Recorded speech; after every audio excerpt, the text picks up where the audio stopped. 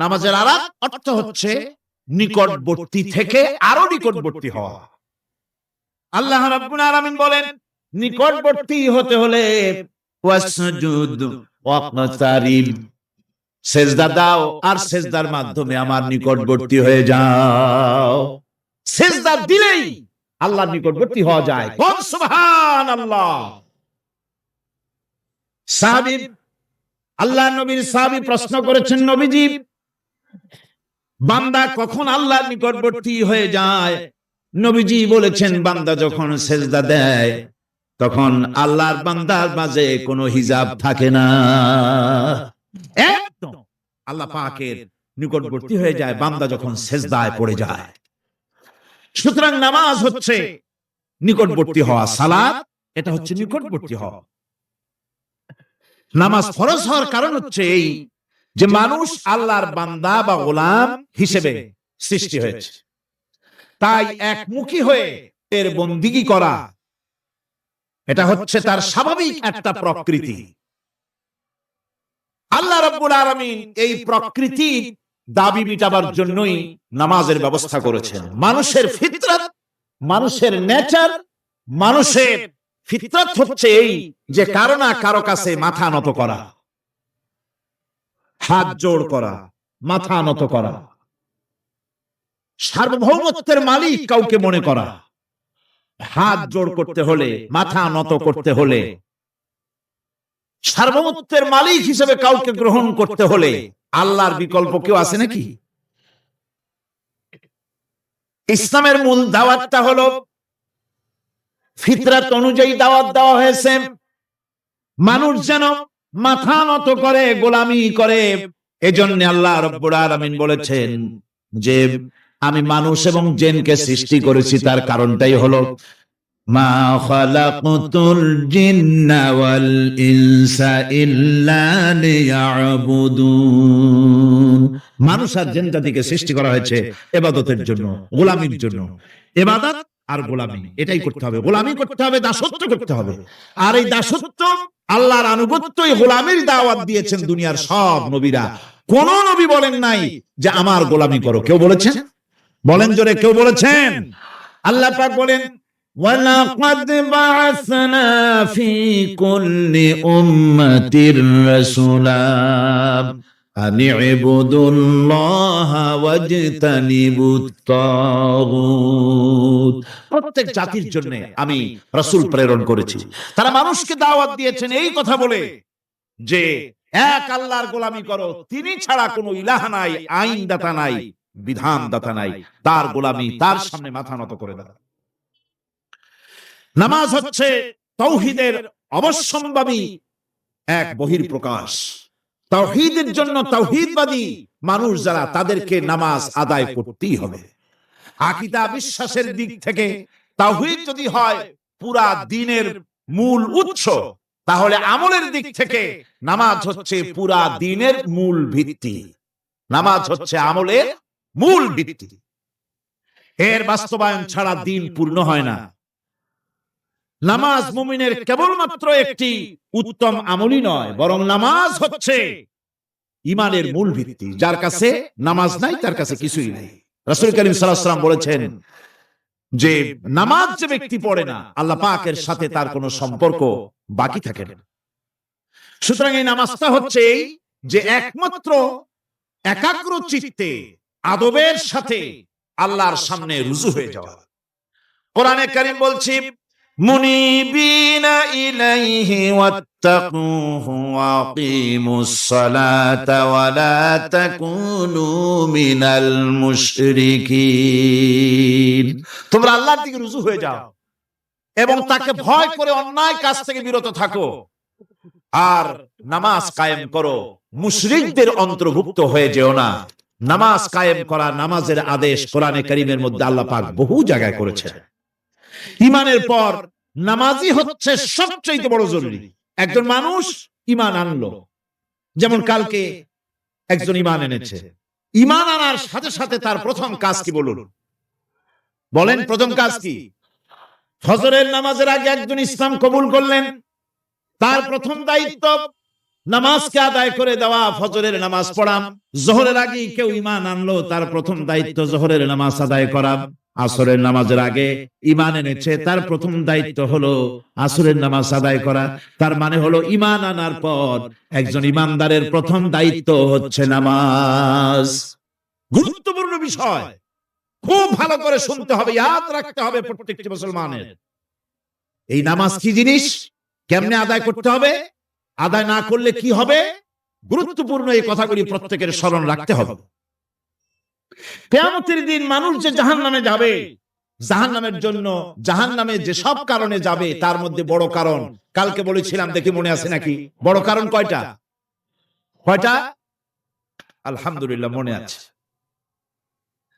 আল্লাহ রাব্বুল আলামিন বলেন, ইয়াতাসাআলুনা আনিল মুজরিমিন, কিয়ামতের দিন অপরাধীদেরকে জিজ্ঞেস করা হবে, মা সালাকাকুম ফি সাকার, জাহান্নামে কেন আসছো?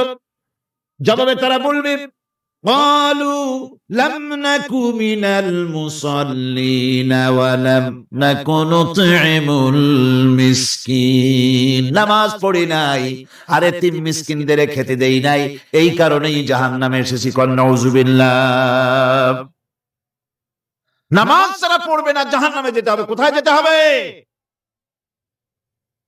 আকীদাগত দিক থেকে ঈমান হলো তাওহীদের স্বীকৃতি, আর আমলের দিক থেকে নামাজ হচ্ছে তাওহীদের বহিঃপ্রকাশ। আপনি মুসলমান তা প্রমাণ হবে নামাজ দিয়ে। নামাজহীন ঈমানের দাবি মূল্যহীন। যার নামাজ নাই তার ঈমানের দাবি করার কোনো মূল্যই নেই। অনেক এরকম কথা বলে, হুজুর আমি মানুষটা নিতান্ত খারাপ, যাই মনে করেন, গ্রামে রাস্তা বানাইছি, ব্রিজ করে দিয়েছি, কালভার্ট করেছি, এতিম মিসকিনদের তাও মাঝে মধ্যে খাবার দেই, বিধবারে কাপড় চোপড় দেই, মানুষটা আমি নিতান্ত খারাপ না, তবে এই মাঝে মধ্যে একটু নামাজ পড়ি না, তাতে কি আমার ঈমান নষ্ট হয়েছে নাকি? আমি বলি, ভাই ঈমানই তো নাই, নষ্ট হবে কি? ঈমান থাকলে না নষ্ট হবে? ঈমান নাই। সুতরাং একজন মুসলমান যদি নামাজ না পড়ে, নিজেকে মুসলমান বলে দাবি করার কোন হক তার নাই, দাবি করার অধিকার। নামাজ হচ্ছে জিন্দেগি, নামাজটাই মূলত জিন্দেগি। নামাজটা কি? জিন্দেগি। আল্লাহ রাব্বুল আলামিন শেখাচ্ছেন, কুল ইন্না সালাতি ওয়া নুসুকি ওয়া মাহইয়ায়া ওয়া মামাতি লিল্লাহি রাব্বিল আলামিন। মুহাব্বতের সাথে সবাই পড়েন, কুল ইন্না সালাতি ওয়া নুসুকি ওয়া মাহইয়ায়া ওয়া মামাতি লিল্লাহি রাব্বিল আলামিন। বলো আমার নামাজ, বলো আমার নামাজ, আমার কোরবানি, আমার হায়াত, আমার মত সবকিছুই আল্লাহ রাব্বুল আলামিনের জন্য নিবেদিত। আমার বেঁচে থাকা, আমার মরে যাওয়া সব আল্লাহর জন্য। সে আল্লাহ রাব্বুল আলামিন, তার জন্য সবকিছু নিবেদিত করতে হবে। আল্লাহ পাকের গোলাম আমাদের বানিয়েছেন, আল্লাহ আমাদের গোলামি করা লাগবে। আর গোলামির নমুনা যাকাত দিয়া, হজ দিয়া, দান দিয়া, সদকা দিয়া, কোন জিনিস দিয়ে নামাজের মতো গোলামির উৎকৃষ্ট প্রমাণ বা নমুনা আর কিছুতে নাই। আমি যে গোলাম তার উৎকৃষ্ট প্রমাণ হচ্ছে নামাজ। নামাজেই একটা মানুষ গোলামির অনুভূতিতে তাকে নিয়ে যায়। বাদশাহ হোক, মন্ত্রী হোক, পীর হোক, মওলানা হোক, মুহাদ্দিস হোক, বড় লোক হোক, গরিব হোক, পুরুষ হোক, নারী হোক, যাই হোক, নামাজে দাঁড়াইলো, একেবারে কান্ডারে ধরিয়া কানের কাছে হাত দিয়া, হাত দুটো বাঁধা, মাথা নিচের দিকে দিয়ে দাঁড়ায় গেল। কিসের মতো? আসামির মতো, গোলামের মতো। সুবহানাল্লাহ। এদিক ওদিক তাকাইতে পারবা না, চোখটা থাকবে সেজদা যেখানে দিবা সেখানে। তাকানো নিষেধ, সেজদার দিকে তাকাও। এরপরে যখন রুকুতে গেলেন, গোলামের নমুনা হয়ে গেল। গোলামের এরকম মাথা নিচু করে থাকতে হয় প্রভুর সামনে। গেলেন রাজা, বাদশা, বড় লোক, সব অহংকার চূর্ণ হয়ে গেল। নাক আর কপাল দিয়া আমার মাবুদের দরবারে মাথাটা লাগাই দিলাম জমিনের উপরে। সুবহানাল্লাহ। আমি আমার ভাষায় বলি, আমি আমার ভাষায় কথাটা এভাবে বলি, এই জমিনটা যদি কাগজ হয় আর আমার নাকটার কপালটা যদি কলম হয়, তাহলে আমি যে গোলাম দৈনিক 5 বার আমার নাক আর কপাল দিয়া জমিন নামক কাগজের উপরে দাস খতের উপরে দৈনিক 5 বার নাক আর কপাল দিয়া সই করে দেই, আল্লাহ আমি তোমার গোলাম আর কারো গোলাম নই, আমি একমাত্র তোমার গোলাম। ঘুমের থেকে উঠে সেজদা দিয়ে বলি, দুপুরের সময় কাজ ফালাইয়া আরেকবার বলি, বিকেল আসার আগে আসরে আরেকবার বলি, দিন যখন শেষ হয় আরেকবার বলি, রাতে যখন শুতে যাই আরেকবার সেজদা দিয়ে ঘোষণা করি, মাবুদ আমি তোমার গোলাম। সুবহানাল্লাহ। নামাজ হচ্ছে ইসলামের গণ্ডির মধ্যে প্রবেশের প্রমাণ। কোরআনে কারীম বলছে, ফাইন তাবু ওয়া আকামুস সালাতা ওয়া আতাউজ যাকাতা ফাইখওয়ানুকুম ফিদ্দীন। সূরা তাওবা এসেছে, তারা যদি তওবা করে আর নামাজ কায়েম করে, যাকাত যদি আদায় করে, তাহলে এখন তোমাদের সে দ্বীনি ভাই, এখন ভাই হয়ে গেল। একটু আগে ছিল কাফের মুশরিক, এখন তোমার দ্বীনি ভাই। দ্বীনের গণ্ডির মধ্যে প্রবেশ করা, কলেমা পড়ার সাথে সাথেই নামাজ। নামাজ হচ্ছে দ্বীনের প্রধান গেট, দ্বীনের প্রধান তোরণ। দ্বীনের মধ্যে প্রবেশ করার জন্য এই গেট দিয়ে প্রবেশ করতে হবে। সুতরাং এই নামাজের এতই গুরুত্ব দেওয়া হয়েছে। ইসলাম যদি ক্ষমতায় আসে, আল্লাহ যেন এনে দেন, জোরে কোন আমিন। ইসলাম যদি ক্ষমতায় এসে যায়, রব্বুল আলামিন তাফসীরে মাহফিল কোরআন সামনে নিয়া আশা করে তোমার দরবারে দোয়া করি, এই বিশাল জনসমুদ্রের দোয়া কবুল করো মাবুদ গো, এই বাংলাদেশকে ইসলামের দেশ বানাইয়া দাও। দেশটা যদি ইসলামের হয়ে যায়, আইন যদি আল্লাহর হয়, শাসন যদি সৎ লোকেরা করে, রব্বুল আলামিন কোরআন শরীফে বলেন, তাহলে তারা 4টা কাজ করবে। আল্লাযীনা ইমাক্কান্নাহুম ফিল আরদ আকামুস সালাতা ওয়া আতাউজ যাকাত ওয়া আমারু বিল মা'রুফি ওয়া নাহাউ আনিল মুনকার। মুমিনরা ক্ষমতায় এসে প্রথম যে কাজটা করবে, প্রথমে ক্ষমতায় এসেই নামাজ বাধ্যতামূলক করবে। প্রথম কি? ওয়াজ নসিহতে অনুরোধ করা হবে না, বাবাজিরা আল্লাহর রাস্তায় নামাজটা পড়েন না। রেডিও এবং টেলিভিশনের মাধ্যমে রাষ্ট্রপ্রধান অর্ডার করে দিবেন, যারা আকেল বালিগ সকলের জন্য নামাজ বাধ্যতামূলক, নামাজ পড়তেই হবে, এটা অর্ডার। বেলা যখন 1টা বেজে যাবে, বেলা যখন 1টা বাজবে, সমস্ত মসজিদে আজান শুরু হয়ে যাবে। আজানের সাথে সাথে অফিস, আদালত, কল কারখানা, ক্ষেত খামার, শিক্ষাঙ্গন সব ডেডলক হয়ে যাবে। আধা ঘন্টার জন্য বন্ধ হয়ে যাবে। যারা মুসলমান অফিসে, কলেজে, ইউনিভার্সিটিতে সর্বত্র তারা নামাজের জন্য প্রস্তুতি নেবেন। আধা ঘন্টার ভিতরে নামাজ আর খানা সেরে আবার কলেজ চলবে, বিশ্ববিদ্যালয় চলবে, কল চলবে, কারখানা চলবে, ক্যান্টনমেন্ট চলবে, সেক্রেটারিয়েট চলবে, সব আপন গতিতে চলতে থাকবে। আল্লাহর রহমত, বরকত আকাশ ছেড়ে নাজিল হয়ে যাবে। আর এই অর্ডার যে দেওয়া হবে, নামাজ পড়বেন সেখানে। থানায় যখন আজান হবে, থানায় আজান হয়ে গেছে, থানার স্টাফ, পুলিশ যারা আছে, জামাতে খাড়া হয়ে যাবে, ইমামতি করবেন ওসি সাহেব। এসপির অফিসে এসপি সাহেব ইমামতি করবেন, ডিসি সাহেব তার অফিসে ইমামতি করবেন, মন্ত্রী সেক্রেটারিয়েট ইমামতি করবেন, প্রেসিডেন্ট বঙ্গভবন ইমামতি করবেন, বিশ্ববিদ্যালয়ের ভাইস চ্যান্সেলরের ইমামতিতে সে জায়গার মুসলমান ছাত্র ছাত্রী, শিক্ষক শিক্ষয়িত্রী এক জামাতে নামাজ আদায় করবে। এই যদি হয় চিত্র দেশের, অপরাধ থাকবে।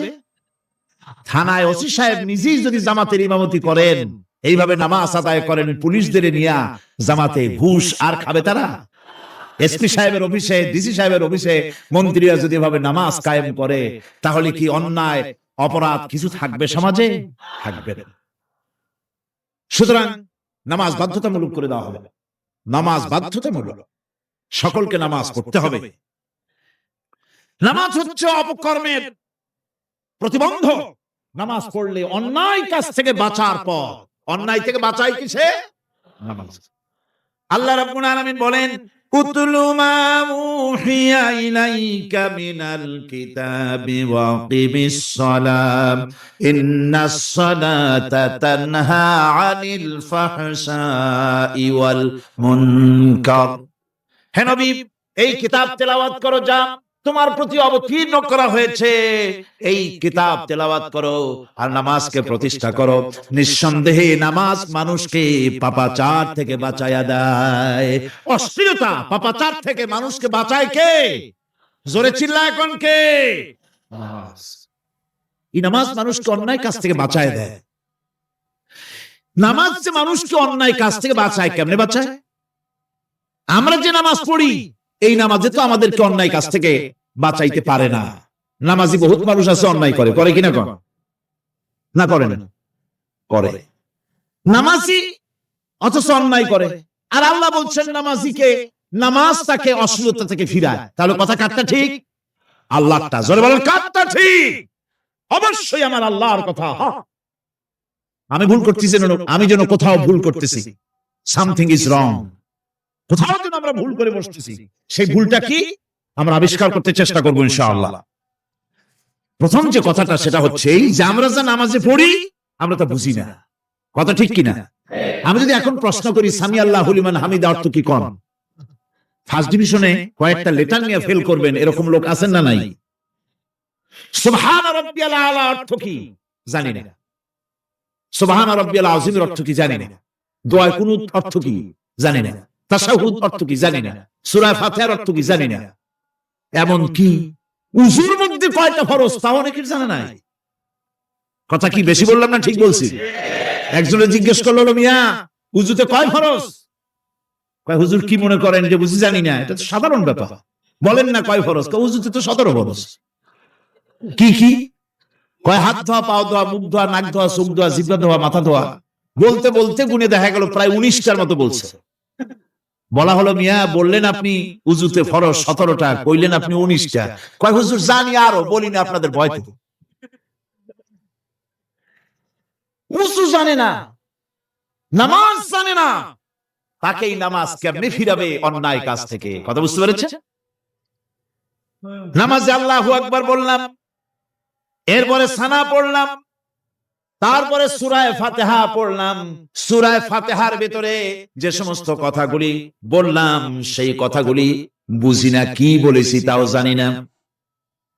এরপরে সুবহান রাব্বিয়াল আলা বলেছি, সুবহান রাব্বিয়াল আযীম বলেছি, সামি আল্লাহু লিমান হামিদা বলেছি, অর্থ কি জানি না। আল্লাহ তা শুনতে পান, যে ব্যক্তি আল্লাহর প্রশংসা করেন তিনি তা শুনতে পান। নামাজের মধ্যে আইডিয়া দেওয়া হচ্ছে, তুমি যে আল্লাহর জন্য নামাজ পড়তেছো, প্রশংসা করতেছো, এটা এমন নয় যে আল্লাহ পাক দেখছেন না বা শুনতেছেন না। তুমি যা বলতেছো, প্রশংসা করতেছো, আল্লাহ পাক তা শুনতে পাচ্ছেন। সামি আল্লাহু লিমান হামিদা, সুবহান রাব্বিয়াল আলা। আমি মহান সর্বশ্রেষ্ঠ আল্লাহ রাব্বুল আলামিনের পবিত্রতা ঘোষণা করছি, আমি তার প্রশংসা করছি। সূরা ফাতিহার কি আমরা বলি আপনারা ব্যাখ্যা দেখে বুঝে নিয়েন, সেগুলি আমি এখানে বলে বাকি কথা সব শেষ করতে পারবো না। নামাজে কি পড়েন সেটা যদি জানতেন, অবশ্যই আল্লাহ রাব্বুল আলামিনের কথা কার্যকরী হয়ে যেত। ইন্নাস সালাতা তানহা আনিল ফাহশাই ওয়াল মুনকার। নামাজ মানুষকে পাপের কাজ, অশ্লীলতা থেকে ফিরাতে পারে। আল্লাহ ইন্না বসায়ছেন, নিশ্চয়ই, বেশক, অবশ্যই নামাজ পাপ থেকে ফিরাবে। কিন্তু কেমনে ফিরাবে নামাজ তো বুঝি না। নামাজ তো বুঝি না, খালি সেজদা দেয় জনমের মতো। আর সেজদা কি? নামাজে যদি দেখে ইমাম দেরি করতেছে, আত্তাহিয়াত পড়তে দেরি হয়ে যাচ্ছে, পিছন থেকে সিগন্যাল মারে, ঠিক কিনা? বেয়াদব, বেয়াদব। তোমার নামাজ, তোমার আত্মাই তো আগে শেষ হয়েছে, তাতে কি হয়েছে? চুপ করে বসে থাকো। ইমামকে কাশি দিয়া সতর্ক করার অধিকার তোমার নাই। যদি ইমামকে সতর্ক করার জন্য কাশি দিয়ে থাকো, তোমার নামাজ ফাসেদ হয়ে যাবে। এটা ফাজলামি করার জায়গা না, এটা নামাজ। এর নাম কি? ধীরে সুস্থে নামাজ পড়তে হবে। অনেকে মসজিদটারে মনে করে জেলখানা, ঢুকতে যত দেরি, বেরোতে পারলে যেন বাসে যান ছটফট করে। সিনেমার মধ্যে গিয়ে ঘন্টার পর ঘন্টা বসে থাকে, খারাপ লাগে না? মসজিদে কেরাত যদি একটু লম্বা পড়ে, পিছনে বসে খালি কি যে করে মনে মনে বলতে থাকে যে ইমাম এমন কাঁচা ছাড়া ছাড়ি না। আর গান যখন শোনে শুনতেই থাকে, কত মজা, ঘুম আসে না। নাউযুবিল্লাহ। সুতরাং নামাজে কি পড়েন সেটা আপনাকে বুঝতে হবে। সঠিকভাবে নামাজ পড়ার পরও যদি কোনো মানুষের সঠিকভাবে, ভালো করে শোনেন, সঠিকভাবে নামাজ পড়ার পরেও যদি কোনো মানুষ পাপের থেকে না ফেরে, তাহলে বুঝতে হবে একথা, পানি আর সাবান দিয়া কাপড় ধুলে কাপড়ের ময়লা যাবে, কিন্তু পানি আর সাবান দিয়া কয়লা জনমের মতো ধুইলেও কয়লার ময়লা যাবে না। কথা বুঝে আসছে? এর থেকে আর উত্তম দৃষ্টান্ত আমার কাছে নাই। নামাজ পড়ার পরেও যদি চরিত্র ভালো না হয়, বুঝতে হবে নামাজ হচ্ছে না, কাঙ্ক্ষিত মানের নামাজ আদায় হচ্ছে। আল্লাহর নবী বলেছেন, যার নামাজ পাপ কাজ হতে ফিরাতে পারলো না, তার নামাজ নামাজি নয়। আবার শুনুন, রাসূল বলছেন, যার নামাজ তাকে পাপের কাছ থেকে ফিরাতে পারলো না, তার নামাজ নামাজ নয়। ওইটা নামাজ হয় নাই, যার জন্য তার পাপ থেকে তারে ফিরাইতে পারছে না। আর কিয়ামতের দিন বেনামাজিরা সবচাইতে বেশি অপমানিত হবে। সবচাইতে বেশি অপমানিত হবে কারা? বেনামাজিরা। কিভাবে? ইয়াউমা ইউকশাফু আন সাকিন ওয়া ইউদআউনা ইলাস সুজুদি ফালা ইয়াস্তাতিউন। সেদিন কঠিন সময়, আল্লাহ রাব্বুল আলামিন লোকদেরকে সিজদা করার জন্য বলবেন, কিন্তু যারা বেনামাজি ছিল দুনিয়ায়, তারা সিজদা দিতে পারবে না। বলেন নাউযুবিল্লাহ। অবস্থাটা কি হবে? খাশিআতান আবসারুহুম তারহাকুহুম যিল্লাহ। তাদের দৃষ্টি নিচু হবে, লাঞ্ছনা এবং অপমান তাদের উপরে চেপে বসবে, সিজদা দিতে পারবে না। আল্লাহ আমাদেরকে ক্ষমা করুন। কিয়ামতের দিন হযরত আদম আলাইহিস সালাম থেকে শুরু করে পৃথিবীর সমস্ত মানুষের সামনে আল্লাহ রাব্বুল আলামিন সিজদা করার জন্য অর্ডার করবেন। যারা নাকি বেনামাজি, ওরা আল্লাহর দরবারে সেদিন সিজদা দিতে পারবে না, লাঞ্ছিত, অপমানিত হবে। যারা কন নাউযুবিল্লাহ। নামাজ, মুমিনের নামাজ একরকম, মুনাফিকের নামাজ হলো আর এক রকম। মুনাফিকরাও নামাজ পড়ে, পড়ে কিনা কন? মুনাফিকেরাও নামাজ পড়ে। মুনাফিকেরা যখন নামাজ পড়তে যায়, আল্লাহ রাব্বুল আলামিন বলতেছেন, ওয়া ইযা কামু ইলাস সালাতি কামু কুসালা। মুনাফিকেরা যখন নামাজ পড়তে দাঁড়ায়, নামাজে আসে ঠিক তারা, কিন্তু নামাজের জন্য দাঁড়ায় খুব শৈথিল্য ভারে, শৈথিল্য ভাবে দাঁড়ায়, কাহিলি সুস্তি, এ জায়গা চুলকায়, পায়জামা ধরে টান দেয়, টুপিটা ঘুরাইয়া এদিক ওদিক তাকায়। মুনাফিকের নামাজ দেখলেই ঠিক পাওয়া যায় যে বেটা মুনাফিক। এইভাবে সে দাঁড়ায়। তার নামাজটা কি জন্য? ইউরাউনান নাসা ওয়া লা ইয়াযকুরুনাল্লাহা ইল্লা কালিলা। তাদের নামাজ হচ্ছে মানুষকে দেখাবার নামাজ। নাউযুবিল্লাহ। এখন দেখবেন এই মৌসুম আসছে, নামাজের মৌসুম, বেনামাজিদের নামাজের মৌসুম। জনসভা হচ্ছে, নির্বাচন আসতেছে, নামাজের রক্ত হয়ে গেছে, তাড়াতাড়ি আজান হয়ে গেল, টুপি না থাকলে রুমাল একটা মাথায় দিল, উযু আছে কি না আছে, আল্লাহু আকবার, যা আছে কপালে হয়ে যায়। মানুষকে দেখাবার জন্য এরা নামাজ পড়ে। এরা আল্লাহর শরণার্থে নামাজ খুব কম লোকই করে। এরা হচ্ছে মুনাফিক। দুনিয়া এবং আখিরাতে কল্যাণের জন্য একমাত্র মাধ্যম হচ্ছে নামাজ। দুনিয়া যদি কল্যাণ চাই, আখিরাতেও যদি কল্যাণ চাই, তাহলে এর জন্য কি করতে হবে? কি করতে হবে? আমার কথা নয়, আল্লাহ রাব্বুল আলামিনের কথা শুনুন। রব্বুল আলামিন বলেন, قد أفلح المؤمنون الذين هم في صلاتهم خاشعون والذين هم للزكاة فاعلون والذين هم لفروجهم حافظون। নিশ্চিতভাবে সেই সব মুমিন কল্যাণ লাভ করবে, নিশ্চিতভাবে। যারা তারা হচ্ছে ওই সব লোক যারা নিজেদের নামাজ ভীতি মিশ্রিত বিনয় ভাবে, ভীতি মিশ্রিত অবস্থায় বিনয়ের সাথে যারা নামাজ আদায় করে, যারা বেহুদা কাজ থেকে বিরত থাকে, যারা যাকাতের পন্থায় কর্মতৎপর হয়, আর যারা নিজের লজ্জাস্থানকে হেফাজত করে।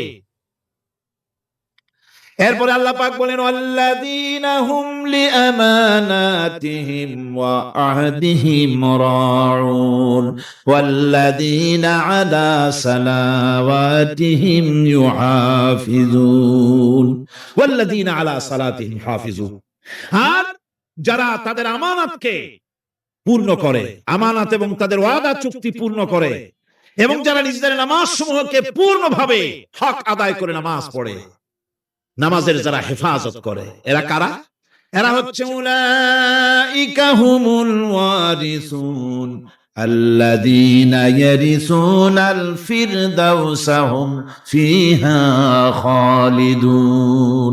এরা হচ্ছে সেই সব লোক, এরা উত্তরাধিকার হচ্ছে জান্নাতের উত্তরাধিকার, জান্নাতুল ফিরদাউসে আল্লাহ রাব্বুল আলামিন এই গুণ বিশিষ্ট লোকদের জন্য জায়গা করে দিবেন। জোরে কোন সুবহানাল্লাহ। নামাজকে পড়তে বলা হয়নি, কোরআন শরীফে বলা হয়েছে নামাজ কায়েম করো। কি বলা হয়েছে কোন তো দেখি? নামাজ কায়েম করো, নামাজ পড়ো। এই কথা কিন্তু কোরআন শরীফে কোন জায়গায় আছে নাকি? এখন কায়েম করা কারে বলে? একটা গুরুত্বপূর্ণ আরেকটি বিষয়। নামাজ কায়েম করতে বলা হয়েছে। কায়েম কি? কায়েমটা হচ্ছে দৃষ্টান্ত স্বরূপ বলা যায় যে জিনিসটা সমাজে প্রতিষ্ঠিত আছে ওইটারে বলে কায়েম হওয়া, আর যেটা প্রতিষ্ঠিত নাই ওটা কায়েম নাই। কায়েম মানে হলো প্রতিষ্ঠিত থাকা। যেমন আমাদের দেশে, আমাদের সমাজে নারী পুরুষ শিশু বৃদ্ধ সকলেই কাপড় পরা, শাড়ি পরা, লুঙ্গি পরা, এই কাপড় পরাটা কায়েম আছে, প্রতিষ্ঠিত আছে না নাই? যার কারণে কাপড় পরা সমাজে কায়েম আছে বলে উলঙ্গ মানুষ সমাজে খুঁজে পাওয়া যায় না, পাগল ছাড়া। ঠিক কিনা? একটা বাচ্চাকেও যদি উলঙ্গ হতে বলেন এখানে, 5 বছর 6 বছর একটা বাচ্চাকেও, সে কিন্তু রাজি হবে না। ঠিক কিনা? যেহেতু কাপড় পরা সমাজে প্রতিষ্ঠিত আছে সেহেতু উলঙ্গ মানুষ পাওয়া যায় না, কাপড় পরাটাই এখানে প্রতিষ্ঠিত। সুতরাং এখন অবস্থাটা এই হয়েছে, কাপড় পরা প্রতিষ্ঠিত আছে বলে কোন উলঙ্গ মানুষ এসে যদি এই মঞ্চে দাঁড়ায় আর বলে আমাকে একটু বক্তৃতা করতে দেন, আপনারা কি করবেন? মঞ্চে তো উঠতেই দিবেন না। উলঙ্গ মানুষ যদি কোনো চাকরি নিতে যায় ইন্টারভিউতে, তাকে লাইনে দাঁড়াইতে দেবে? দেবে না। এমন কি উলঙ্গ হয়ে যদি বাড়িতে প্রবেশ করে তার বউ দূর দূর করে তাড়ায় দেব। ঠিক কিনা? যেহেতু সমাজের ভিতরে কাপড় প্রতিষ্ঠিত আছে সেই জন্য এই উলঙ্গ মানুষ পাওয়া যায় না। অনুরূপ ভাবে নামাজ যদি প্রতিষ্ঠিত হতো সমাজের ভিতরে, তাহলে বেনামাজি খুঁজে পাওয়া যেত না। চাকরি করতে গেলে সেখানে নামাজ মানদণ্ড হয়ে যেত, নামাজ পড়ে কিনা তা দেখে নেওয়া হতো। বেনামাজি লোক পাওয়াই যেত না যদি প্রতিষ্ঠিত থাকতো। প্রথম প্রশ্নই হতো তুমি নামাজ পড়ো কিনা। ইলেকশনে যদি একজন উলঙ্গ মানুষ এসে দাঁড়ায়, ভাইরা এবার আমার বোতল মার্কা বাক্স, উলঙ্গ মানুষ এসে ভোটে দাঁড়াইছে, আপনারা ভোট দিবেন? দিবেন। ওইটা কাপড় প্রতিষ্ঠিত আছে বলে, লুঙ্গি প্রতিষ্ঠিত সমাজে আছে বলে উলঙ্গ মানুষকে আপনি ভোট দিবেন না। নামাজ যদি প্রতিষ্ঠিত থাকতো সমাজে, বেনামাজি মানুষ যদি এসে মঞ্চে দাঁড়ায়া যতই বলতো আমি ক্ষমতায় গেলে এই করব সেই করব, নামাজ প্রতিষ্ঠিত থাকলে পরে বেনামাজিরে কেউ ভোট দিত না। নামাজ যদি প্রতিষ্ঠিত থাকতো তাহলে অফিসের অফিসার তো দূরের কথা, বেনামাজি অফিসের ঝাড়ুদারের চাকরিও তার কিসমতে জুটত না যদি নামাজ প্রতিষ্ঠিত থাকত। এর নাম হলো নামাজ কায়েম হওয়া। নামাজ কায়েম থাকলে এই অবস্থার সৃষ্টি হতো। এই জন্য আল্লাহ পাক বলেছেন নামাজকে কায়েম করতে হবে। নামাজ হবে সব ভালো কাজের মানদণ্ড। সমস্ত ভালো কাজের মানদণ্ড কি? নামাজ। নামাজ আমাদেরকে বড় রকমের শিক্ষা দেয়। কি শিক্ষা দেয়? নামাজ আমাদের শিখায় ঐক্য আর ভ্রাতৃত্ব। ভ্রাতৃত্বের আর ঐক্যের শিক্ষা দেয়। এক নেতার আনুগত্য করা শিখায়। জামাত যত বড় হোক, ইমাম হবে কয়জন? একজন ইমাম হবে। আর এই ইমাম মানে কি? নেতা। ইমাম মানে কি? নেতা নির্বাচন শিখায় নামাজে। নেতা নির্বাচন কে শিখায়? নামাজ শিখায়। বোঝেন খুব ভালো করে। কিভাবে? মনে করুন চট্টগ্রাম শাহী মসজিদে ইমাম প্রয়োজন। এখন সেই ইমাম নেওয়ার জন্য ইন্টারভিউ কল করা হলো, বিজ্ঞাপন দেওয়া হলো পত্রিকায়। অনেক আলেম আসলেন। ইন্টারভিউ বোর্ডে যারা বসলেন তারা ইন্টারভিউটা কিভাবে নেবেন? যার মাথার চুল লম্বা বেশি তার ইমামতি দেওয়া হবে। যার লুঙ্গিটা পায়ের গিরার তলে তারে দেওয়া হবে। যার মোস্তা মুখের মধ্যে গিয়া ঢুকছে, হাসি দিলে বুঝাই যায় না হাসে না কান্দে, তারে দিবে। দাড়িগুলা কামাইছে তারে দেবে। সিগারেট খায় বা অবশ্য চট্টগ্রাম আর সিলেটে সিগারেটের ফতোয়া ভিন্ন রকম। বরিশালে আমি যেখানে জন্মগ্রহণ করেছি, আমার এলাকায় কোনো আলেম যদি সিগারেট খায়, মসজিদের ইমাম তো ভালো, মসজিদ ঝাড়ু দিতেও ঢুকতে দেবে না মসজিদে। এটা এই এলাকার এক রকমের কায়দা। আমি এটার ব্যাপারে কথা নাইবে বললাম। তো আপনারা খুঁজে দেখবেন সে সিনেমা দেখে নাকি, মিথ্যা কথা বলে নাকি, বউ পর্দায় থাকে নাকি। এগুলি মাইক্রোস্কোপ যন্ত্র দিয়ে ইমামের মাথা থেকে পা পর্যন্ত দেখবেন কিনা কোন? আচ্ছা এবার কোন তো দেখি এই ইমাম সাহেব ইমামতি করবে কতজন লোকের?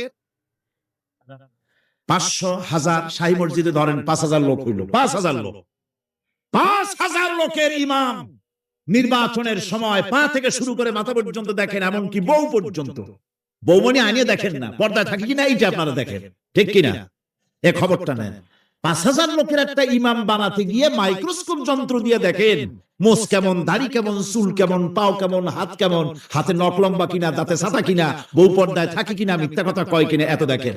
আর যখন নির্বাচন আসে তখন 2.5 থেকে 3 লক্ষ মানুষের জন্য একজন এমপি নির্বাচিত হয়। সেই ইমামকে বাছাই করার জন্য নামাজ পড়ে কিনা, জিনাকার কিনা, মদখোর কিনা, সুদখোর কিনা, ঘুষখোর কিনা, বদমাশ কিনা বাছাই করা হয় না।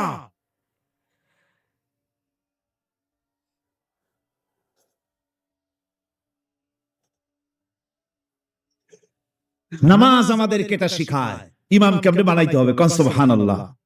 নামাজ ঐক্য শিখায়, নামাজ ভ্রাতৃত্ব শিখায়, নামাজ পারস্পরিক মহব্বত শিখায়, নামাজ নেতা কেমন হওয়া উচিত, নেতা নির্বাচন শিখায়। আবার নেতা ভুল করলে তার ভুল বলা যাবে না, এরকম হতে পারবে না। নামাজের ভিতরে ইমাম যদি ভুল করলে আপনি লোকমা দিবেন, সুবহানাল্লাহ, আল্লাহু আকবার বলবেন। যদি তিনি সংশোধন না হলেন আবার দেন, তাতেও সংশোধন হলো না আবার দেন। 3 বার লোকমা দেওয়ার পর যদি ভুল সংশোধন না করে নামাজ ছেড়ে দেন, ইমামকে বের করে দেন, নতুন ইমাম নিয়োগ করুন। যারা ক্ষমতায় যাবে, আপনি রাষ্ট্রের ইমাম যারে বানাবেন, সেই রাষ্ট্রীয় ইমাম যদি জনগণের ইচ্ছার বিরুদ্ধে যদি চলে, 1 বার লোকমা দেন, 2 বার লোকমা দেন, 3 বার দেন, তারপরেও যদি না নামে ঘাট ধরে নামেন। নামাজ আপনাকে নেতা নির্বাচন, নেতাকে প্রতিষ্ঠিত রাখা, নেতার আনুগত্য আপনাকে শেখায়। নামাজ লাইন সোজা করে দাঁড়াতে হবে। লাইন যদি বাঁকা করেন আপনার কলজেটা ওরকম বাঁকা হয়ে যাবে। কোন নাউযুবিল্লাহ। নামাজের কাতারে যার কারণে নামাজের কাতার বাঁকা হবে, পুরা কাতারের জন্য আল্লাহর কাছে ওই লোকটা দায়ী হয়ে যাবে। নামাজ শৃঙ্খলা শিখায়। সুবহানাল্লাহ কইতে ইচ্ছা করে না? নামাজ শৃঙ্খলা শিখায়, শৃঙ্খলা বোধ শিখায়। সোজা হয়ে দাঁড়াও। তারপরে ঐক্য এবং মহব্বত শিখায়। নামাজের ভিতরে যখন দাঁড়ায় গেলেন, আমির দাঁড়ালো, ফকির দাঁড়ালো, মন্ত্রী দাঁড়ালো, তার ড্রাইভারও দাঁড়ায় গেল, একই কাতারে দাঁড়ায় গেছে। নামাজ পড়তে গিয়ে ড্রাইভারের পাও গিয়ে লেগেছে মন্ত্রীর গায়ে, নামাজ শেষ হওয়ার পর মন্ত্রীর বাবার ক্ষমতা নাই এ কথা বলার যে বেটা ড্রাইভার সলিমুদ্দিন তোর পাও লেগেছে আমার পায়ে, তোর চাকরি শুদ্ধা দোজকে পাঠায় দেব, পারবে বলতে?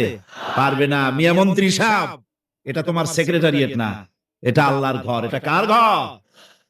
এক হি সাপ মে খড়ে হো গয়ে মাহমুদ ও আয়াজ, এক হি সাপ মে খড়ে হো গয়ে महमूद आयाज, न कोई बंदा रहा न कोई बंदा नवाज। একই কাতারে দাঁড়িয়ে গেছে সম্রাট মাহমুদ আর চাকর আয়াজ। এখন সম্রাট মাহমুদও নাই, চাকর আয়াজও নাই, সম্রাট আর চাকর দুজনই আল্লাহ পাকের গোলাম হয়ে গিয়েছে। তুমি মসজিদে এসেছো, তুমি আল্লাহর গোলাম। কার গোলাম? আল্লাহ পাকের গোলাম। এই জিনিস শিখায় নামাজ। নামাজ শিখায় মানুষকে পাঞ্চুয়ালিটি, নিয়মানুবর্তিতা, সময়ের জ্ঞান শিখায় নামাজ। নামাজ মানুষকে কি শিখায়? আল্লাহ রাব্বুল আলামিন বলছেন, ইন্নাস সালাতা কানাত আলাল মুমিনিনা কিতাবাম মাওকুতা। নিঃসন্দেহে নামাজ মুমিনদের নিয়মানুবর্তিতার সাথে ফরজ করা হয়েছে, তাদের উপরে নিয়মানুবর্তিতার উপরেই, সময়ের উপরে নামাজকে ফরজ করা হয়েছে। আপনার আন্দাজ মতো আপনি পড়তে পারবেন না, সময় মতো পড়তে হবে, আউয়াল ওয়াক্তে পড়তে হবে। আমার দেশের মসজিদগুলিতে ফজরের নামাজ পড়া হয় এমন সময় পূর্ব দিক ফর্সা হয়ে যায়। ইমাম সাহেব যদি ভুল করে নামাজ যদি দোহরাতে যান তাহলে সূর্য উদয় হয়ে যাবে, এমন অবস্থা। নামাজ এত দেরিতে পড়া হয়। প্রত্যেক ওয়াক্তের নামাজ আউয়াল ওয়াক্তে পড়ার জন্য রাসূল সাল্লাল্লাহু আলাইহি ওয়াসাল্লাম তাগিদ করেছেন। সময়ের দিকে লক্ষ্য রাখতে বলা হয়েছে। যেই জাতি, লক্ষ্য করুন, যে জাতি দৈনিক 5 বার টাইমলি অক্তমতো সময় মতো নামাজ আদায় করতে হয়, দুর্ভাগ্যজনক সত্য সেই জাতির কাছে সময়ের কোনো দাম নাই। সময়ের দাম নেই। 9টার গাড়ি কয়টা আসবে? 9টার গাড়ি কয়টা আসবে? একদিন দেখা গেল সত্যি 9টার সময় এসে গেছে। যাত্রীরা বলছে মাশাআল্লাহ, অন্তত একটা দিন তো 9টার সময় আসলো। স্টেশন মাস্টার বলছে না, খুশি হওয়ার কারণ নাই, আজকের না, এটা গতকালকেরটা। আমার আমেরিকার সফরের সময়, যে বাড়িতে আমি আমেরিকায় থাকি, কুইন্স এলাকায়, নিউ ইয়র্ক সিটিতে, সে বাড়িওয়ালা চাকরি করে। সে আমাকে বলল 10টি বছর আমি একটা ট্রেনে যাতায়াত করি। সে বলছে রাত 3:45 ট্রেনটা আসে, ওই ট্রেনে চড়ে সে তার কর্মস্থলে যায়। বলল 10টা বছর আমি এখানে আছি, 10 বছরের ভিতরে এই ট্রেনটা 1 মিনিটের জন্য এদিক ওদিক করলো না, ঠিক 3:45 এসে হাজির হয়ে গেছে। ঝড় হোক, বৃষ্টি হোক, স্নো পড়ুক, বরফ পড়ুক, টাইমলি চলতেছে। দুনিয়ায় ভিন্ন জাতিরা যে উন্নতি করে তার পেছনে সময়ের জ্ঞান তাদের অনেক বেশি আমাদের থেকে। কথা ঠিক কিনা? আমাদের সময়ের জ্ঞান নাই, সময়ের কোনো মূল্য আমরা দেই না। 2টার সময় মিটিং হবে, মন্ত্রী সাহেব আসেন 5টার সময়, ঠিক কিনা? বক্তৃতার জন্য সময় দেওয়া হয়েছে 20 মিনিট, নাহমাদু ওয়া নুসাল্লি আলা কইয়া সুর দিয়া 35 মিনিট গেছে নাহমাদু কইতে কইতে। সময় 20 মিনিট, তার মনেই নেই। এই যে সময়ের জ্ঞান নাই, এটা ব্যর্থ। নামাজ মানুষকে সময়ের জ্ঞান শিখায়। কোন আলহামদুলিল্লাহ। এই সময়ের জ্ঞান আমাদেরকে শিখতে হবে। এবার আমি আপনাদের সামনে বলতে চাই, আল্লাহর নবী জনাবে মুহাম্মদ রাসূলুল্লাহ সাল্লাল্লাহু আলাইহি ওয়াসাল্লাম নামাজের ব্যাপারে কি বলছেন। এতক্ষণ তো আল্লাহর কথা শোনালাম, কার কথা শোনাইস? আমার আল্লাহর নবী বলেন, নবীকে প্রশ্ন করা হলো, ইয়া রাসূলুল্লাহ আইয়ু শাইইন আহাব্বু ইনদাল্লাহি ফিল ইসলাম, ইসলামের মধ্যে আল্লাহর কাছে কোন জিনিসটা বেশি প্রিয়? আল্লাহর কাছে ইসলামের কোন জিনিসটা বেশি প্রিয়? হুজুর বললেন, as-salatu li waqtiha, মান তারাকা সালাতান ফালা দীনা লাহু ওয়াস-সালাতু ইমাদুদ্দিন। আল্লাহর কাছে সবচাইতে বেশি প্রিয় হচ্ছে নামাজ। সবচাইতে প্রিয় কি? নামাজ।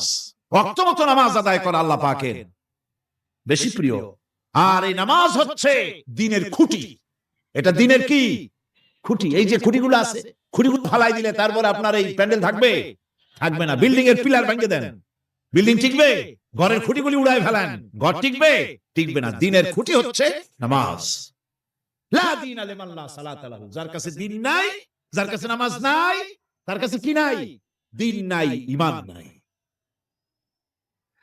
আল্লাহর নবী বলেছেন, ওয়ান জাবিরিন রাদিয়াল্লাহু তাআলা আনহু قال قال رسول الله صلى الله عليه وسلم بين العبد وبين الكفر ترك الصلاة। আল্লাহ পাকের নবী বলেন, আল্লাহর বান্দার মুমিন, আল্লাহর বান্দার কাফের, দুইজনের মধ্যে পার্থক্য হলো যে ব্যক্তি নামাজ পড়ে সে আল্লাহর গোলাম, যে নামাজ পড়ে না সে কাফের হয়ে গেল। যে নামাজ পড়লো না সে কাফের হয়ে গেল।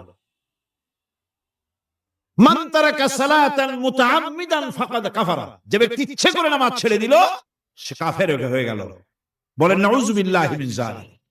এইজন্য নামাজ আদায় করা বাধ্যতামূলক প্রত্যেকটি মুসলমানের জন্য।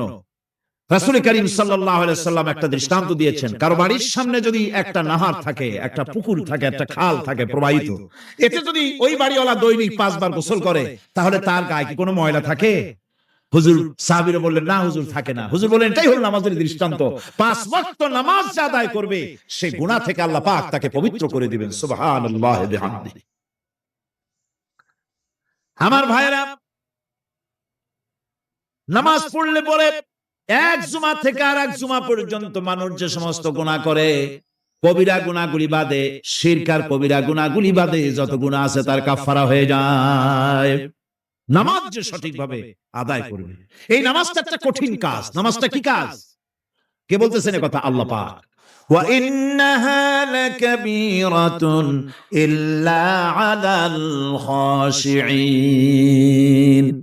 নামাজ একটা ভারী জিনিস, একটা কঠিন জিনিস। কাদের জন্য কঠিন নয়?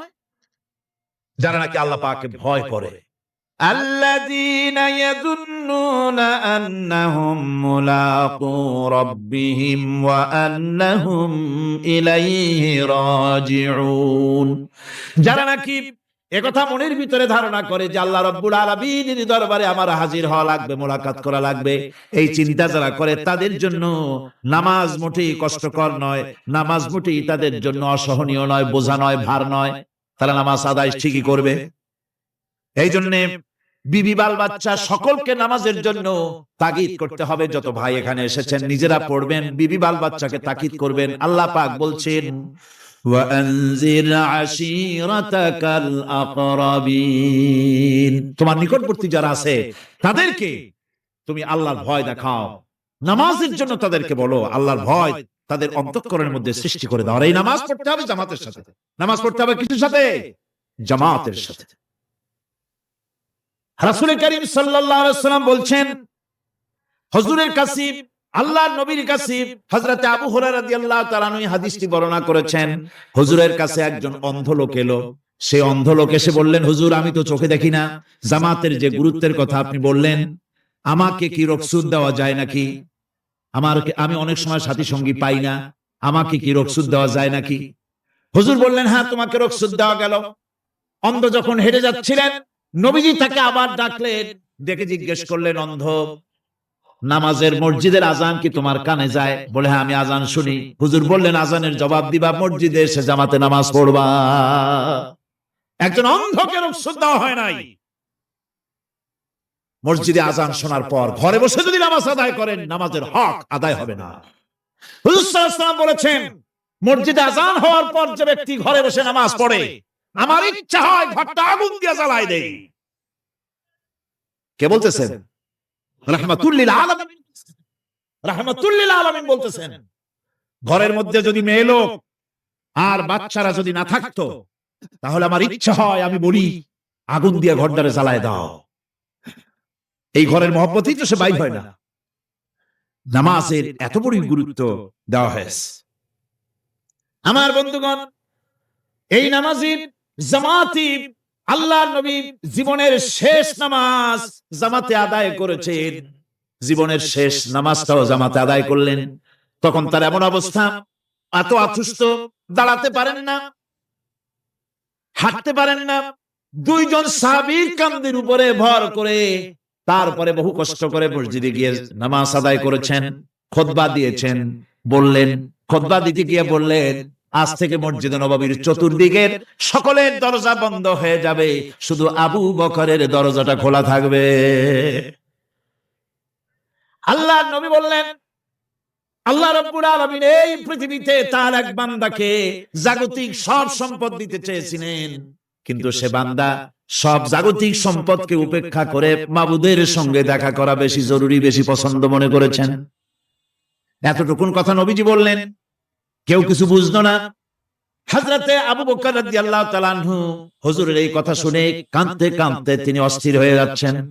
সাহাবীরা চিন্তা করলেন, হুজুর কান্না কার কথা বলেছেন, তাতে কান্নার কি আছে? বয়োবৃদ্ধ জ্ঞানবৃদ্ধ হযরতে আবু বকর রাদিয়াল্লাহু তাআলা আনহু বুঝতে পেরেছেন, এই পৃথিবীর সব সম্পদ তো আল্লাহ হুজুরকেই দিতে চেয়েছিলেন। তিনি সমস্ত সম্পদকে উপেক্ষা করে তার মাবুদের সঙ্গে দেখা করার জন্য প্রস্তুতি নিয়েছেন। তার মানে হলো আল্লাহ নবী বিদায় হয়ে যাবেন, আমরা নবী থেকে এতিম হয়ে যাব। নবীজি ঘরের মধ্যে প্রবেশ করলেন, প্রচন্ড জ্বর এলো। এই প্রচন্ড জ্বর নিয়ে তিনি শুয়ে আছেন, কখনো বেহুশ কখনো হুশ। এর মধ্যে সারাজান হয়ে গেল। সাহাবীরা বহুক্ষণ অপেক্ষা করে হযরত আবু বকরের ইমামতিতে নামাজ শুরু করলেন। হুজুরের হুশ এলো, প্রশ্ন করলেন, আয়েশা রে, এখন কোন সময়? হযরত আয়েশা বলেন, ইয়া রাসূলুল্লাহি, মসজিদে নববীতে নামাজ শুরু হয়ে গেছে। সাহাবীরা অনেকক্ষণ অপেক্ষা করে আমার বাবার ইমামতিতে নামাজ পড়তেছে সবাই, কিন্তু সাহাবীরা কেঁদে কেঁদে নামাজের মধ্যেই কাঁদতে কাঁদতে অস্থির হয়ে যাচ্ছে। তাদের মনের ধারণা হয়েছে নবীজির পেছনে নামাজ পড়ার কিসমত থেকে তারা মাহরুম হয়ে গেল।